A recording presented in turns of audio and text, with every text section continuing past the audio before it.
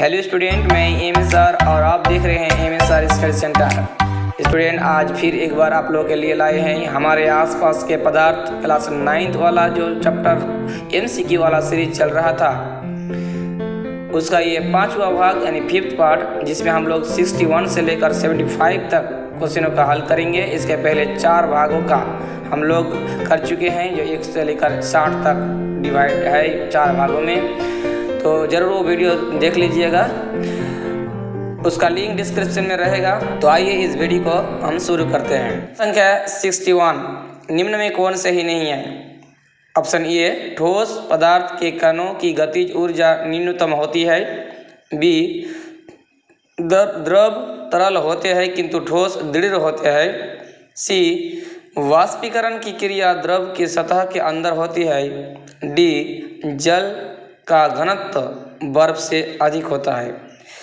ये 4 ऑप्शन में सही आंसर, मतलब इनमें से कौन सही नहीं है पूछा गया था, तो ऑप्शन सी, वाष्पीकरण की क्रिया द्रव की सतह के अंदर होती है, ये सही नहीं है। क्योंकि हम लोग जानते हैं कि वाष्पीकरण जो होता है द्रव्य अवस्था में, वो द्रव के सतह पर होता है, अंदर नहीं।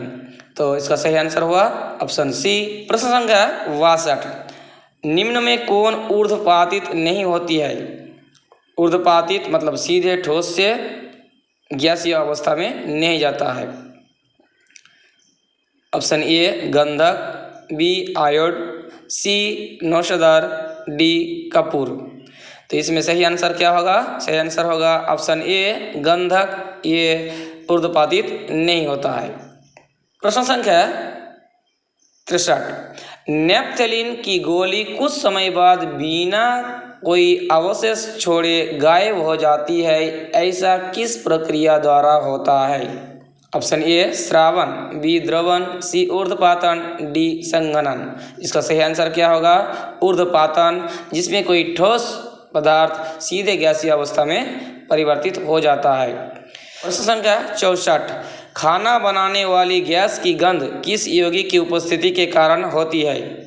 Option A, ethyl mercaptan. B, methyl isocyanide. C, butane.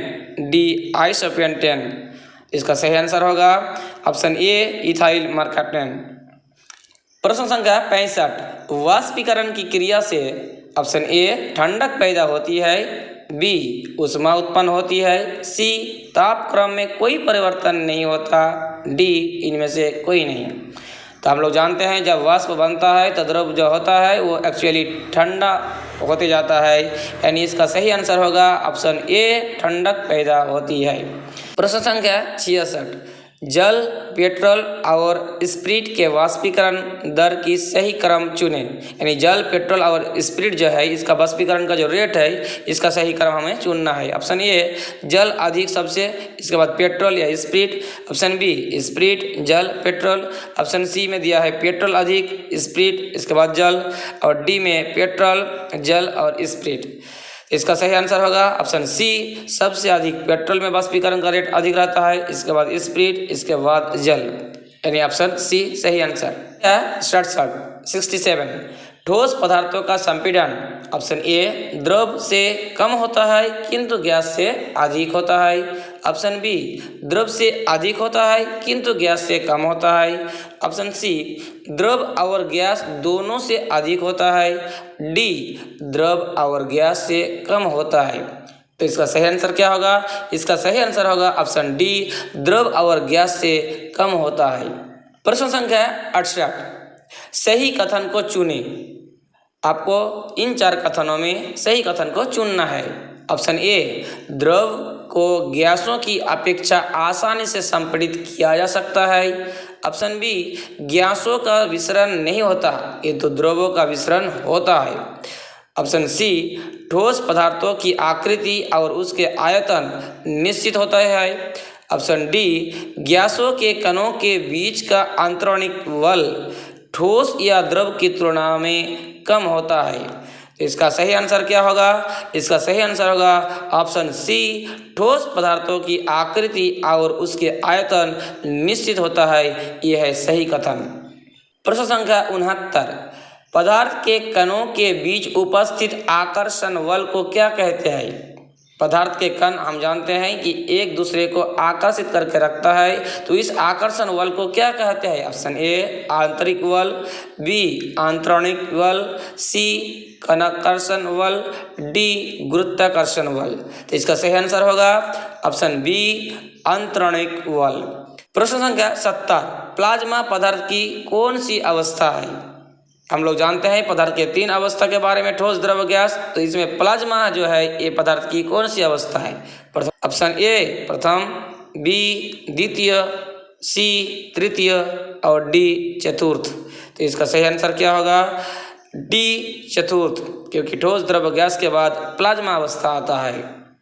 प्रश्न संख्या 71, सिलेंडर में भरा हुआ द्रवित पेट्रोलियम गैस यानी liquid petroleum gas LPG, option A एक द्रव है, बी एक गैस है, सी एक ठोस है और डी इनमें से कोई नहीं। तो हम लोग जानते हैं कि जो भी पेट्रोलियम गैस है जो हम लोग हमारे गैस सिलेंडर में भरा रहता है वो एक्चुअली एक द्रव है। तो ऑप्शन ए सही आंसर।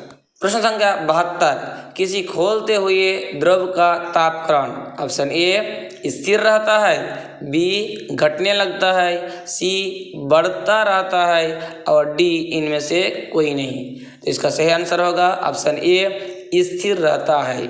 मतलब जब कोई द्रव है वो खोल रहा है तो उसके बाद उसका ताप में वृद्धि नहीं होगा, वो हमेशा स्थिर रहता है तापमान। प्रश्न संख्या 73, किसी ठोस पदार्थ का द्रवणांक उसके द्रव रूप का, ऑप्शन ए कथनांक होता है, बी हिमांक होता है, सी कथनांक या हिमांक हो सकता है, डी वाष्पांक होता है। तो इसका सही आंसर होगा ऑप्शन बी हिमांक होता है। प्रश्न संख्या 74, निम्नलिखित में कौन कपड़ा गर्मियों के समय में अधिक आरामदेह होता है? Option A polyester, B silk, C सूती, डी सिंथेटिक। तो यहाँ ऑप्शन सही आंसर होगा सी सूती। ये गर्मियों के समय हमारे शरीर के लिए आरामदेह होता है। प्रश्न संख्या इस वीडियो का अंतिम प्रश्न 75, वाष्पीकरण की क्रिया किस तापक्रम पर होती है? ऑप्शन ए सामान्य तापक्रम, बी उच्च तापक्रम, सी निम्न तापक्रम, डी कथनांक। तो हम लोग जानते हैं कि वाष्पीकरण का जो क्रिया होता है वो सामान्य तापक्रम पर होता है। तो इसका सही आंसर हुआ 75 का ए। इस प्रकार हम लोग इस वीडियो में 61 से लेकर 75 तक प्रश्न का हल किए। इसके पहले आप लोगों को 4 पार्ट दे चुके हैं। हमारे साथ इस प्रकार के वीडियो को पाने के लिए हमारे साथ जुड़े रहिए, सब्सक्राइब कर लीजिए और लाइक शेयर करते रहिए। मिलते हैं 6th पार्ट में जहां हम लोग 76 से लेकर 90 तक प्रश्न का हल करेंगे। तो मिलते हैं 6th पार्ट में, तब तक के लिए धन्यवाद।